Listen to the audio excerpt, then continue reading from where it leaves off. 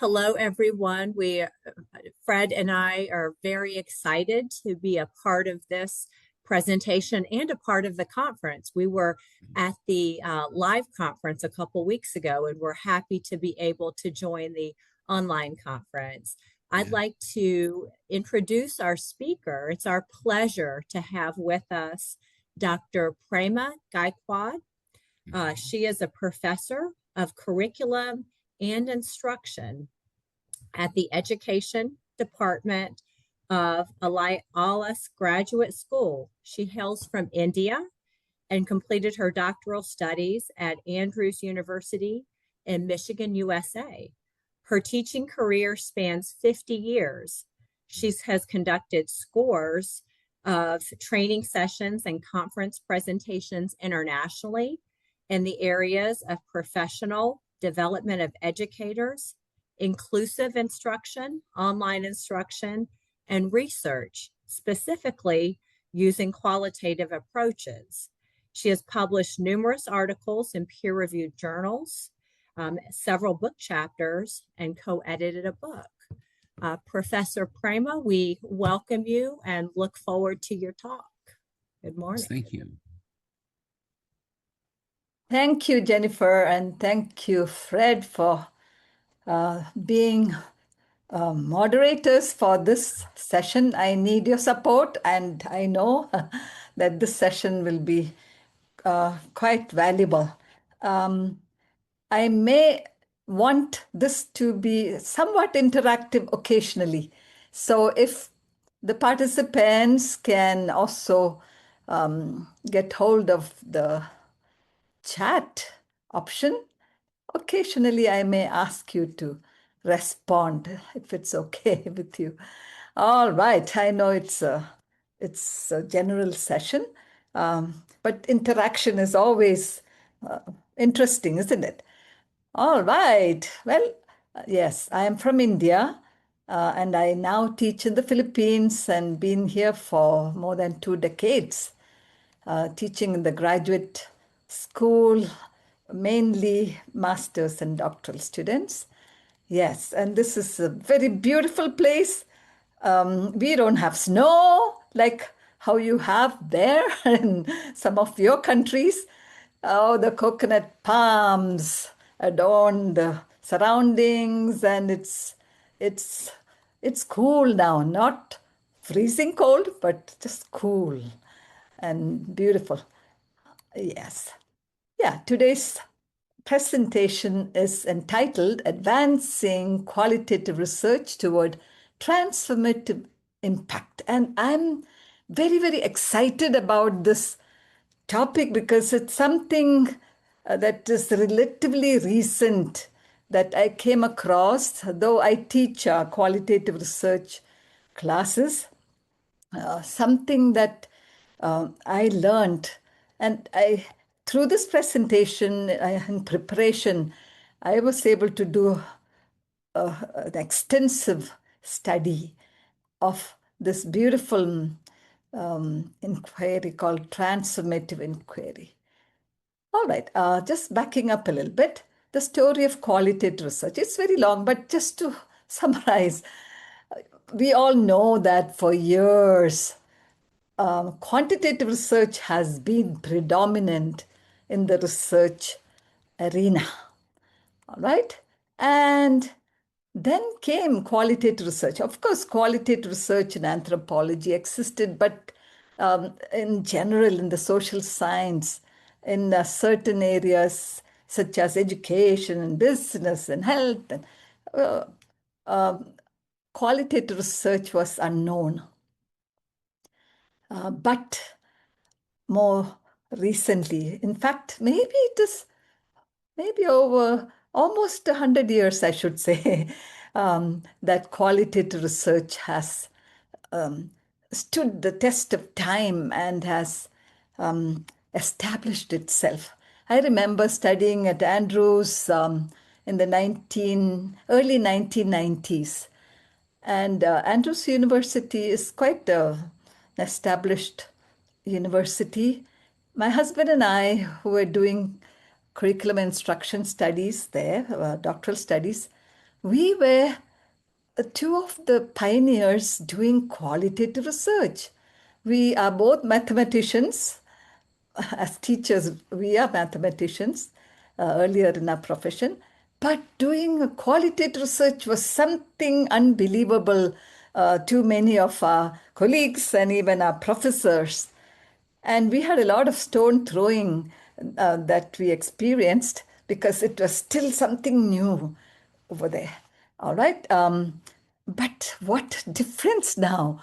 All right, qualitative has research has matured and it has become a hero. Qualitative research hero is the term that I like to call it. All right, it's a very popular approach to research because it can address the complex issues of humans. All right, that normally, using quantitative research, we cannot really easily address.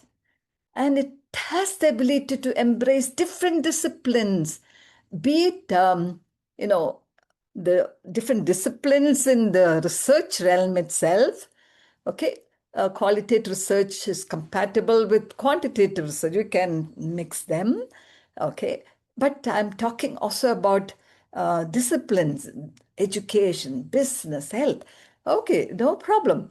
And it's a very highly versatile research with several designs and tools available, and it's continuing to grow. As many of you are very much familiar with qualitative research itself. In this conference, we are in the World Conference on Qualitative Research. So either we are experts already, most of you, or we are continuing to learn. So we know that designs are coming up, popping up very, very often. All right. When I think of my own trajectory of research life, I remember learning about the general qualitative research design. Merriam's book, it was hot. It was just out of the press those days, early 1990s. And there was a talk about ethnography, but mostly in anthropology that was used. But case study, Miriam came up with this idea of case study. That was the main thing that we could adopt in education, educational research. So I adopted in my doctoral studies a case study research because that was the most appropriate research design to address the issue that I had at hand. All right, then phenomenology came up, narrative inquiry, grounded theory, and these five of them: ethnography, case study, phenomenology, narrative inquiry, and grounded theory, expounded very, very much in Cresswell's book. Okay, five approaches. When he writes, it is a wealth of information. And then came other variations: appreciative inquiry, action research, Delphi technique. And we don't know where this is going. It's growing in terms of designs, isn't it? And not only that, qualitative research also comes with multiple tools, observations, interviews, documents. Those were the traditional tools used earlier on. Then came the focus group discussions, okay, FGD we call. Then audiovisual materials, even recording the voices, recording through Zoom and all right. Then photo voice, pictures, using pictures and asking the participants to translate what that means and so on. Digital and AI tools, social media. I have had students who have used WhatsApp, messages to conduct research in terms of the tools to get data. And very wonderfully done. All right, so there seem to be such variations and in designs and tools. All right. And this growth in qualitative research seemed to be deriving from this curiosity. Human beings are curious, aren't we? All right. To try something new is always there for any growing mind. Okay. Learning is part of Maslow's hierarchy of needs. If you look at the revised version of Maslow's hierarchy of needs, cognitive need is very much part of it, isn't it? And learning something, okay, and doing something new is very, very much part of humans. All right. Trying something new can also involve in research something proactive. What about that? And something related to transfer. What about that? Now, what is transfer? This is a very important term in education. I am a teacher educator, and this word transfer means something very important. When students learn, student teachers learn something new in terms of practice. They learn the theory, but are they able to apply those skills in their workplaces? That is something different. They may be able to show what they learned in the classes, but are they applying it in their workplaces? Such application in real life world or in their work, the profession, that is called transfer. All right. And that's a beautiful word that I like to use for research. Are we able to transfer the knowledge that we gain through research in actual life situations? Alas, social science research in general has been mostly extractive. What that means is knowledge production has been the final outcome. Okay, gain knowledge and full stop. That is okay. We celebrate that, right? And indirectly, the primary benefactor has been the researcher. Presentations. I'm presenting now, of course. So, I come to know a lot of people and you come to know me. That's, okay, that's a great benefit. Publications, if I, wish to publish, I can. Ranking and promotion, I do not need any ranking. I'm, all right. Okay, 50 years of teaching, I've, been there. All right, okay, recognition. These are things that aspiring researchers get out of knowledge production. All right, but we do not typically go far enough in advocating action to help individuals we study. All right, that is what Creswell is telling. All right, and deep in our minds, I'm sure we are also concerned about that. All right. Okay, so if you look at qualitative research, social research in general has that weakness, we have said, whether quantitative or qualitative, knowledge checking and knowledge production, that's it. But qualitative research has certain benefits already inherent in it. So let's check it out. Participant research proximity.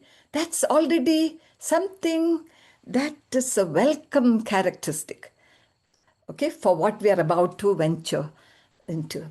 And personal connections are made, okay, between the participants and the researcher. It's not only we are close, but we deeply get to know them through the research process, probing for deeper meanings and experiences. Okay, this is typically important in any qualitative research. Therapeutic benefits are there, all right, especially for participants, being recognized, listened to, valued, right? This is something very, very beneficial. All right, for the participants. But is that all? The impact of the findings of social researchers is not well documented. Of course, during research, they feel good, participants. Okay, but there's no properly documented outcomes of the practical impact of even qualitative research studies. Okay, and this is pointed out by the European Commission. All right, so this research, a theoretical study, is propelled by two questions. How can research be designed to create substantial, tangible benefits for the participants? All right, and the second one, how can research provide sustainable value-added benefits for both participants and the researchers? All right, very simple. All right, and the methodology, of course, it's a theoretical study using many resources. In literature, and my own personal experiences are blended into this. All right, so here we are. The solution for what we are missing has a gap in the literature and in the research field itself is the proactive methods. And transformative research, which is really a baby of qualitative research, it's a subset of qualitative research, okay, comes with the fresh outlook. Okay, as Mertens, one of the great promoters of transformative inquiry, states, knowledge is not neutral. The purpose of knowledge construction is to aid people, to improve society. Researchers need to improve society. This is the agenda that transformative inquiry provides. All right, beautiful, isn't it? All right, and so transformative research or inquiry comes as a disruptive research option. We have the assumption that advocacy is not considered separate from research. Research is not just for knowledge production, but we can do something with that knowledge as part of the research process. Okay, so proactive steps are included, which emphasizes change. And researcher neutrality is not necessary. Ethical responsibility propels us to do something with the knowledge that is obtained from the research. And thus, creates social changes in the context of inequality, marginalization, and injustice especially. All right, but also in other situations. All right, so here we are. Qualitative research is a suitable methodology for transformative inquiry. Let me read what McCaslin and Kilrea is telling. Transformative inquiry with an accordant or agreeable, compatible qualitative research methodology, appropriately named deep heuristics, presents a methodological bridge that serves to facilitate both the transformation of our understanding of any transformative phenomena to include individuals, relationships, and place, like community, organization, school, or home, as well as ourselves as researchers. In other words, inherent in that is actually change, transformation. All right, now positioning transformative inquiry, we know that there are four world views, primary world views. Okay, we are in this research discussion and we are very familiar with that. These are the common social science worldviews. We have postmodern, post-positivism that usually takes its shape in quantitative research, constructivism, which is usually in the form of qualitative research, and then we are talking about transformative, and pragmatism usually takes the form of mixed methods.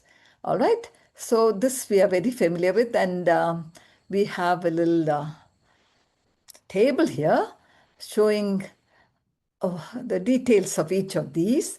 Okay, positivism, you can see that, and constructivism, you can have a quick look. Transformative, pragmatism. And it's easy to see that transformative inquiry is closest to constructivism. Look at the elements there, okay? All right. Understanding, multiple participant meanings. All right. Social historical construction, theory generation. Okay, it's important, knowledge production. But what do we do with that? Okay, that's the one that's missing in constructivism. But when we attach transformative inquiry into constructivism, that becomes a very powerful research methodology. Okay, we're not telling that transformative inquiry cannot merge with quantitative research, which is in post-positivism, or for mixed methods, which is in pragmatism. All right, but most compatible happens to be the qualitative research, which has a worldview of constructivism, right? All right, now let's look at the definition of transformative inquiry in a nutshell. It's a philosophical and theoretical model designed to explore and consider the generative capabilities of compelling and significant relationships for becoming, potentiating, and transformating. I like those two words, potentiating. When I came across this definition, wow, I just felt like using potentiative for my class purposes. Wow, I want my students to have potentiating effect, okay? Empowering, okay? Potentiating means empowering. We want, okay, the participants of the research to be empowered. And that is through facilitating changes. All right, so that is transformative. All right, these two are very important two components of transformative inquiry. What are they? Potentiating and transformative. All right, this is critical to remember. All right, and the theoretical foundations of transformative inquiry are found in 5 of these theories. Critical theory, all right, exposing and challenging power and injustice. Transformative learning, oh, this is a very important thing even in education. Okay, I discuss this a lot, and I wish my class to have transformative learning experiences, okay? And I have experienced it from time to time, very fortunately, because students write in their journals how there was a paradigm shift. They were uncomfortable with something, a new idea. They, in fact, almost hated it. Okay, there was a student from another country here. This is an international institute where I teach. He was very uncomfortable with some of the teaching methods I was teaching. This won't work in my country. Okay, it's only the teacher who talks all the time. We cannot have participation. So what you're teaching is not very helpful. So there is some kind of negative thought. And then along the way, when the teacher didn't give up, the student had a change of mind. Okay, and he eventually became the most ardent the proponent of the strategies I was teaching in the class. That is transformative learning, and I can attest to many such transformative learning experiences. And we have this as one of the theoretical foundations. Constructivism, I have already mentioned, realities, multiple and socially constructed, context bound. And Freire's ideas of research as praxis. Reflection is important, but action for social change is important. Especially in education, he promoted that, but translating it into research. This is a wonderful theory to be included. And postmodern thought of voice to those who don't have voice, and reflexivity and resistance to status quo, and so on. All right. So theoretical foundations, as we have seen together, these foundations position transformative inquiry as a justice-oriented, reflective, and action-driven approach to qualitative research. Wow. All right. Now, quickly, philosophical assumptions. We know that the generic elements of research are 5 of these: axiology, ontology, epistemology, methodology, and rhetorical. And questions addressed are here. And we have equivalent terms for transformative inquiry. Okay, axiology becomes deep ecology. Ontology becomes transdisciplinarity. Epistemology becomes integral meta theory, and methodology becomes heuristic research, and rhetorical become eudaimonistic, that's a hard word, eudaimonistic philosophy. And a quick explanation of this, I need to go with rapid fire speed.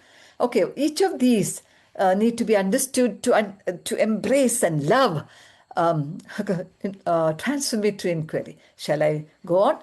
Okay, deep ecology. What is the role of values? That's axiology, right? All right. Deep relation formation is important. Minimizing the position of privilege as researchers. Okay, we usually researchers somehow have a step higher position than the participant. Okay, if you're interviewing the president of a university, or I mean, still as a researcher, you for that context, you are, in a position that is advantageous, right?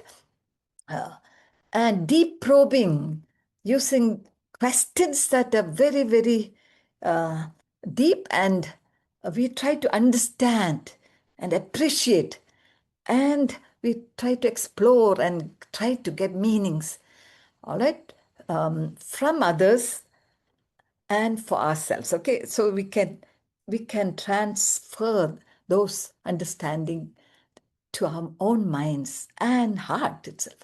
The researcher and participants become smaller and greater simultaneously. This is something fantastic I understood about deep ecology. Okay, according to I think it's Mertens who told the researcher and participants become smaller and greater simultaneously. This way is such that the smaller we come to feel ourselves compared to the mountain, the nearer we come to participating in its greatness. There's some kind of greatness to the findings when we humble ourselves. Okay, so this is a beautiful idea. Okay, our value is not in promoting ourselves and what we found, but promoting the use of the knowledge that we get, which is a mountain. It becomes the focus. All right. And the second idea, transdisciplinarity, that addresses what is the nature of reality. Okay, it rejects artificially created discipline-based boundaries, right? And looks for what is missing in the research approach. All right, and usually what is missing is the action, right? Forms cross-cultural teams to extend knowledge. This means the participants are also researchers. You value them, you respect them. All right, you become small, in fact, while they become equal, or bigger even.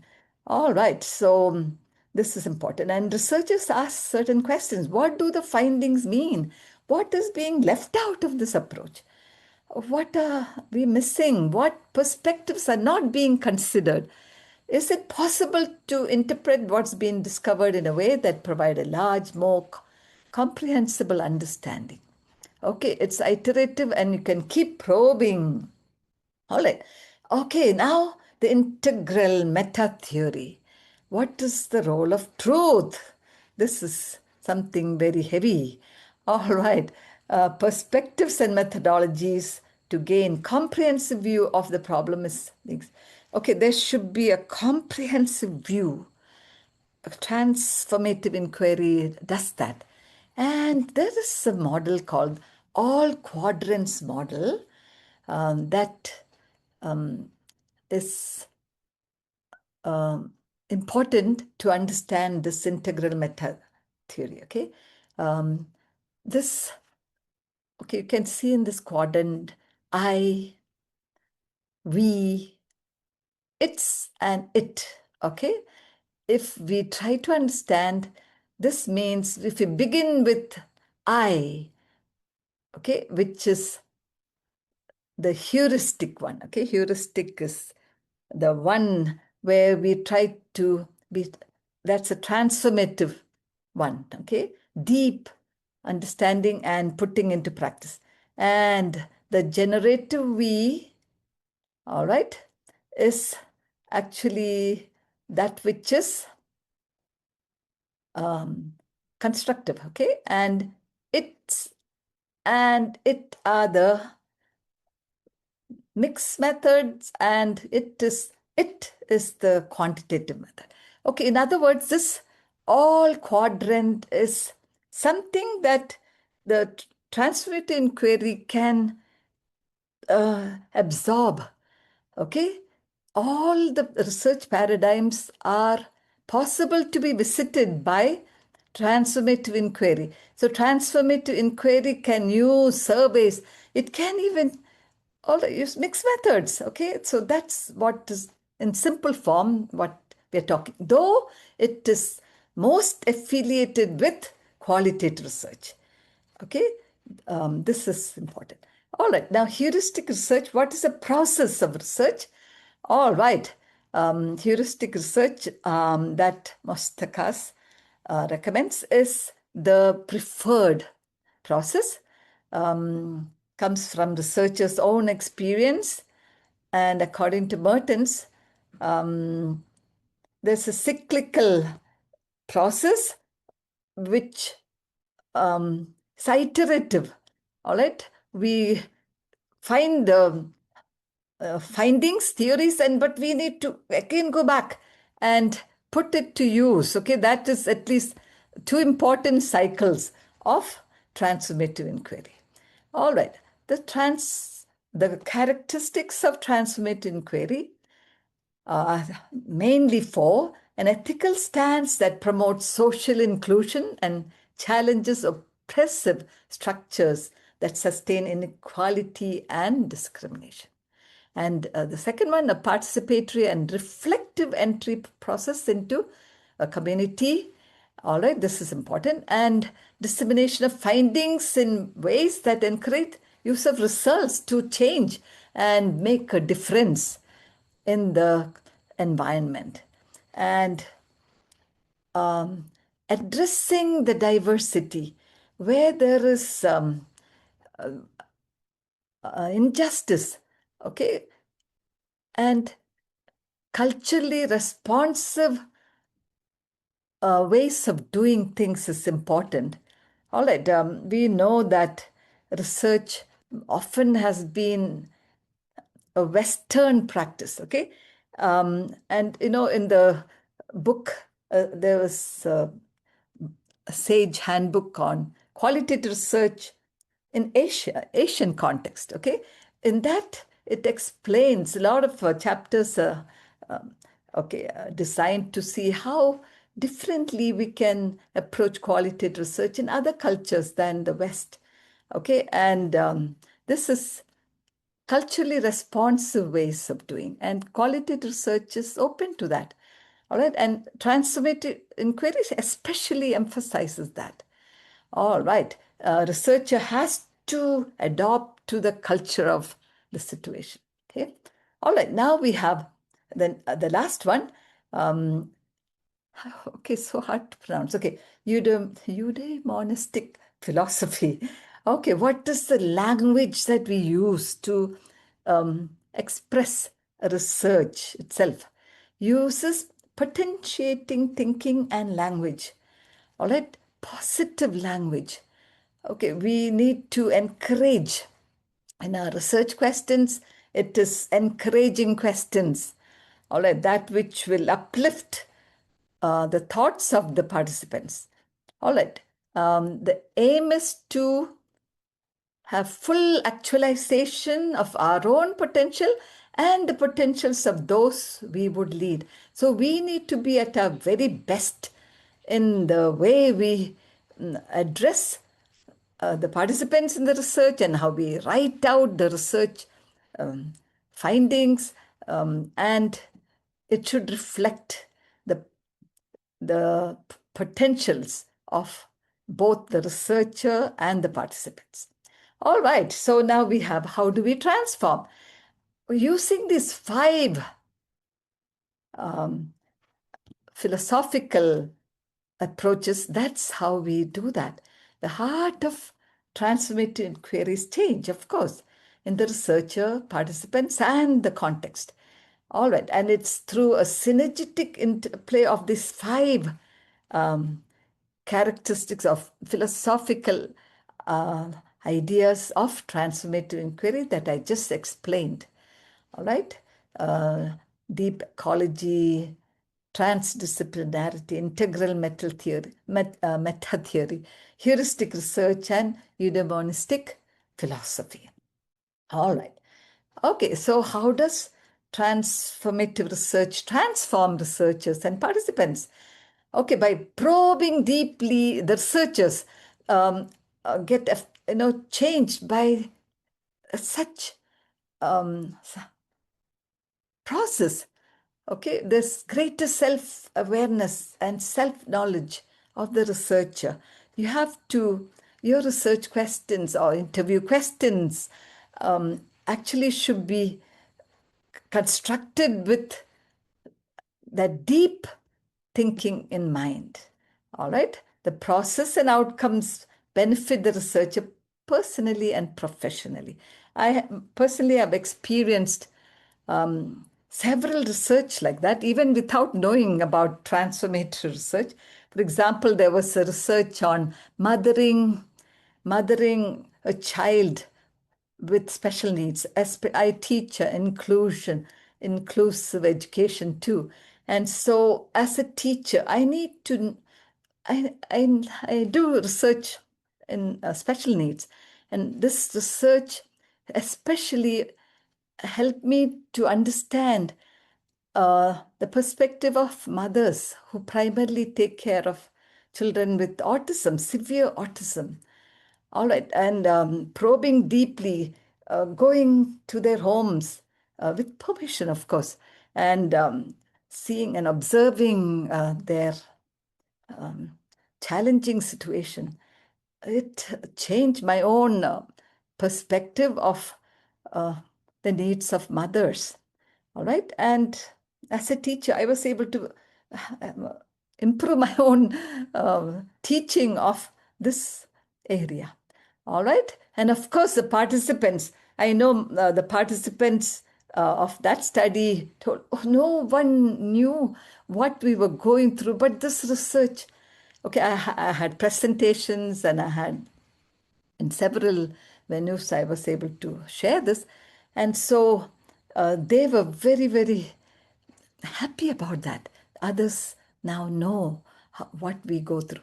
Okay, so this is an empowering experience, and they feel valued. Inclusion participants will inform their professions, their work, for example, their life itself.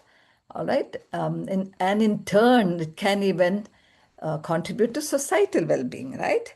All right. So addresses power differences, helps in policy making and so on. All right, I need to hurry. Methodological choices. Okay, there are, we know that the typical qualitative research designs are adaptable. Case study, for example, can be made into transformative case study. Narrative inquiry, critical narrative inquiry. Ethnography, critical ethnography. Because critical would mean that they are, it becomes especially meant for those who have difficult situations and so on. All right. And phenomenology, there are different types of phenomenology, but critical phenomenology, where the researcher has experience with that phenomena and is able to deeply study and understand the participants. Appreciative inquiry, yes, and photo voice, these have inherently change ingrained in it. According to Mertens, certain selected methodological designs are meant for transformative inquiry. All right, so this is participatory action research, community-based participatory research, communicative methodology, culturally responsive designs, and design methodology. Okay, so quickly can see that participatory action research is quite known. All right, and you can see the outcome of participatory research, action research as change. Several studies I have done. Okay, there's implementing Khan's Academy program to improve students' attitude toward mathematics. This was done in Indonesia with elementary children, developing of an enhanced Bible study program. This was done in Korea, and the youth learned better through the methods. Implementing corporate learning in a Romanian university and action research. Okay, it became a participatory action research, and this was done with college students. And flipping comfortability and workable aspects in higher education, which I personally had done as participatory action research. Other transformative inquiry designs are there: community-based participatory research, communicative methodology, culturally responsive designs, and co-design methodology. Okay, so I will just quickly run through it just as examples. Okay, there was a communicative-based participatory research done by Lucero and group to improve health equity outcomes among indigenous youth in the US. They used a mixed method design focusing on what mattered in the community, such as trust, governance, cultural centeredness, and power and resource sharing. So much can be told about it, but we need to hurry. Just showing that, yes, there are studies of these kinds, that these designs are relatively new in the field of qualitative research, and especially in the form of transformative inquiry. I'm just familiarizing you with this. Okay, and the communicative methodology study done by Garcia promoted quality education in elementary school, turning despair into hope in a marginalized area in Spain. All right, wow. So that is something transformative, isn't it? Okay, culturally responsive design. Rodriguez and group did a study of transformation leadership development of women who were of non-traditional age. Okay, maybe they were older than the other peers in a public university in the US. Okay, and saw how leadership roles were enhanced in them. A study of Bangladeshi women by facilitators who had a common culture. The facilitators, the researchers had common culture with them. At least they adopted that. And then, okay, changes happened in the women there for better. Co-design methodology, which an example, I'm only talking about the example here, of an example by Hiet and group of an online education course on inclusive education for children with disabilities in a general education class. So it was co-designed by the students and the teacher. All right. So the findings of transformative inquiry can be in the form of stories, vignette, okay, counter narratives, and sometimes creative formats like poetry, digital stories, or art. All right. Okay, so dignity and complexity should be represented in these portrayals. All right, so this is important. A quick example. How many minutes do we have? Is it We have almost about 5 minutes until we 5 move minutes? to Okay. play. Thank you. I will quickly run through an example that will help us a lot. Okay, and I've taken the help of AI, okay, ChatGPT to assist me. All right, and I think it's quite acceptable. Yesterday, I learned a lot from, who was that? Amanda Thomas, Dr. Amanda Thomas, who promoted the use of AI. Okay, all right. So here we are, very quickly, amplifying marginalized student voices. Okay, purpose of the study, to use their voices. Okay, students of secondary school. Okay, all right. And transformative assumptions are there. Knowledge is politically situated and so on. Okay, and theoretical framework, critical pedagogy, social justice, and transformative inquiry. All right, and emphasizes student voice and so on. Okay, design, transformative, qualitative case study. There we are, case study, a highly versatile qualitative research attached to transformative inquiry. All right, and 12 students, ages 14 to 17, marginalized. Researcher positionality, educator advocate. All right. And the tools used were in-depth semi-structured interview, student focus groups, classroom observations, reflective journals. Okay, quite a number of them. Data analysis using thematic analysis, initial coding, axial coding, member checking, collaborative theme refinement. Collaborative theme refinement.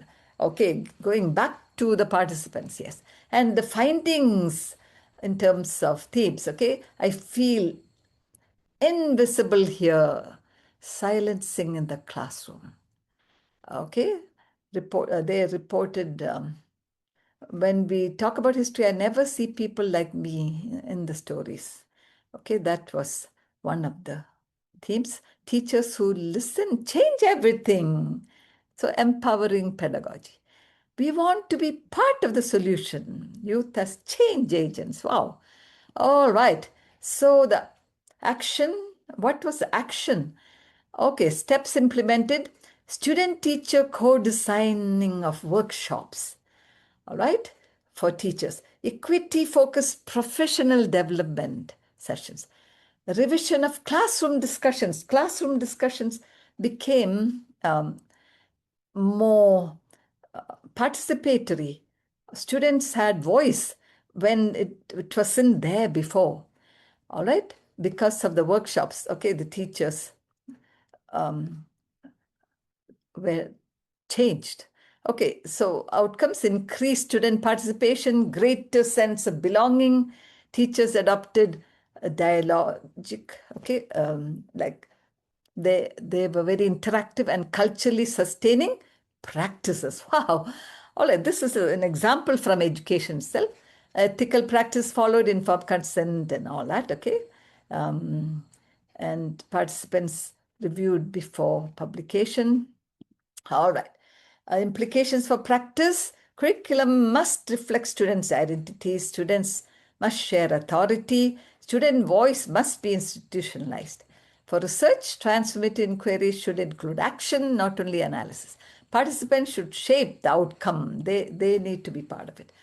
Okay, the conclusion of that study was that we can go beyond understanding injustice and we can do an action with aim of transformative paradigm for social change. Okay, now we go to the last part, challenges and critiques of transformative research itself. Okay, we have completed the example. Now we end. Transformative inquiry critiques or question whether transformative inquiry can maintain, critiques question whether transformative inquiry can maintain rigor while being activist. So this is a critique and we need to be cognizant of it. Others raise concern about researcher bias, of course, because bias is not bad, but we need to reveal it and minimize as much as possible. Transparency, reflexivity, methodological rigor must be maintained. And conclusion, transformative inquiry positions research as a moral and political act. It invites us to use qualitative methods, not only to understand the world, but help change it. That's the best part of it. Okay, it challenges us to align our scholarship with justice, dignity, and human flourishing. All right, so for educators, leaders, researchers itself, I think we need to rethink about our role. We are not just observers, but ethical agents. If you know something is wrong, we need to do something about it. All right, just not keep it as a knowledge bit alone. All right. Okay, marginalized people are important. All right. Thank you so much. And namaste. Great job, Prema. Great job. I don't want to monopolize the questions, but I see strong adult ed in your presentation with Ferrari, Mesereau, and so forth. We can talk about that another time. So let's see. Are there questions from the attendees? And I think you would just raise your hand or just open your mic up and ask Dr. Gaikwad a question. You can also put them in the chat. We'll monitor the chat as well. Oh, okay, great. Yes, I can't think that far ahead, Jennifer. Yes, I can see that. One question I think that Jennifer and I were kind of chatting about, we do a lot of action research. Can you differentiate a little bit between action research and transformative research? Would you say they are different? Do you think one is a subset of the other? Or are they like siblings? Yeah, I would consider them more as siblings, because I didn't know much about the specific adjective, participatory action research. I didn't know so much about it when I was doing action research or helping my students do, doctoral students. There are some, action research was frowned upon as a doctoral study design, but it's now being embraced more and more because qualitative research itself was frowned upon, as I had mentioned. But if we are able to make a change that is substantial, which is part of an ordinary action research, I think we can call it participatory action research. But participatory action research can also have that unique tint to it of doing something for especially marginalized or those with their voices not heard. But why not of students? Okay, students' voices are not heard. So when I do research as an educator and I follow an action research, I think it's already participatory research. But perhaps, in the findings and all that, maybe we need more input from the participants. That may be generally missing in the regular action research. Right. What I I would mean say is that the element of power is a piece that's different between the two. that is right. Okay. So that my question then becomes, I don't see any other questions yet. There is one question that came into the chat.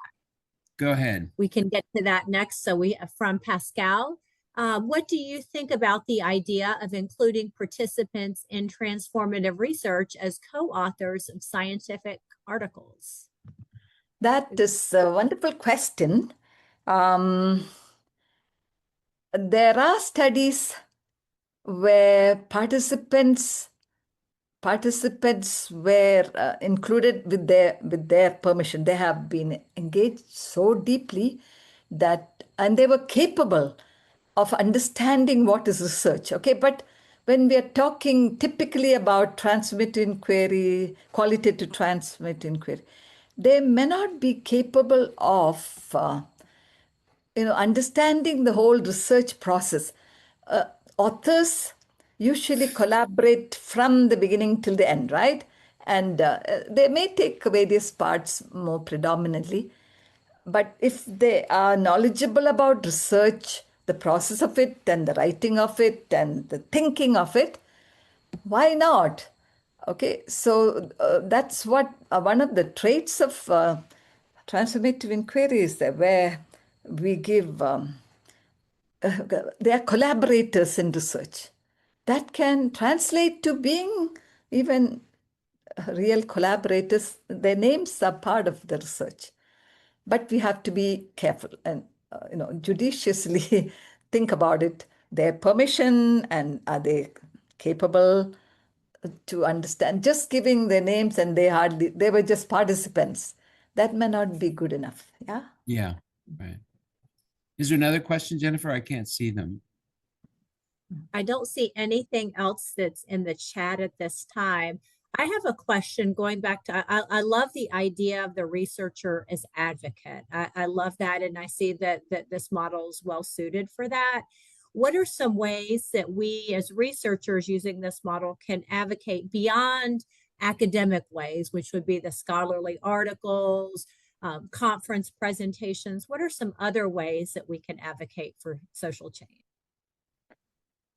Yeah, of course, I can think of, is it okay to talk about education? Because that's the one I'm mostly familiar with, and I'm sure there are many educators here, and whatever the discipline you are in. All right. For example, one of my students did workshops for teachers. From the study, it was found that the teachers lacked certain English as second language skills. From an action, she had 2 cycles, and then she continued her research by holding workshops for teachers. And there was a change. And she studied even that. The change that happened after the implementation of the workshop. So there you are. All right. If it is a health area, I'm not, my children, my both sons are medical doctors, but I am not a health specialist.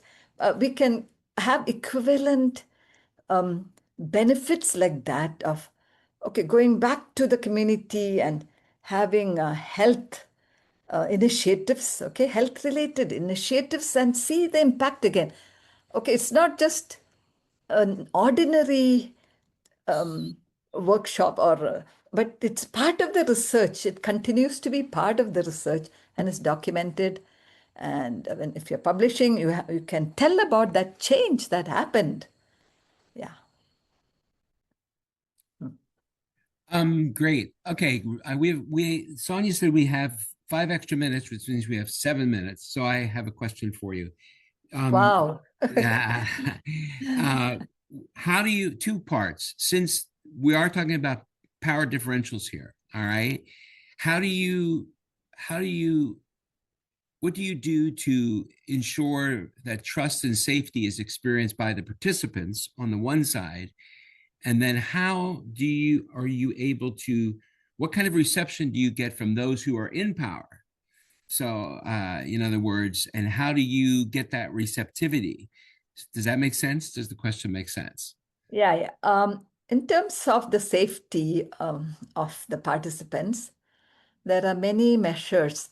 Actually, I have written a chapter in SAGE Handbook of Qualitative Research in Asian context. Oh boy.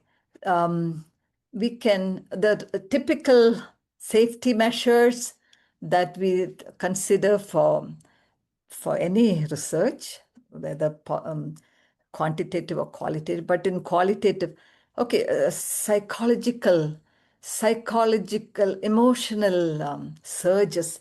There should be certain contingency plans in case of surges in emotion. All right, because many times transformative research is done with people who are oppressed, who are Right. marginalized, and they have reflections of severe negative experiences. So we use heuristic procedures, deep probing procedures, and without really intending to cause those difficulties, it may happen because it's simply part of the study, and it can eventually have some therapeutic effect, but at that moment it may be distressing. We may have to pause, we may have to have a contingency plan of having somebody as for counseling, and if the participants are ready, they can continue with their permission, or they may drop out, and that is something we can't help. Okay. And with those who are in power, I don't think we have any problem because they, first of all, give permission, right? Without permission, they won't be part of it. And they know exactly what we are studying. Okay. So, for example, one of my students did a study on a university president. All right, wow. Okay, that student was now in the power position than the president, but it was understood. Okay, all right, and the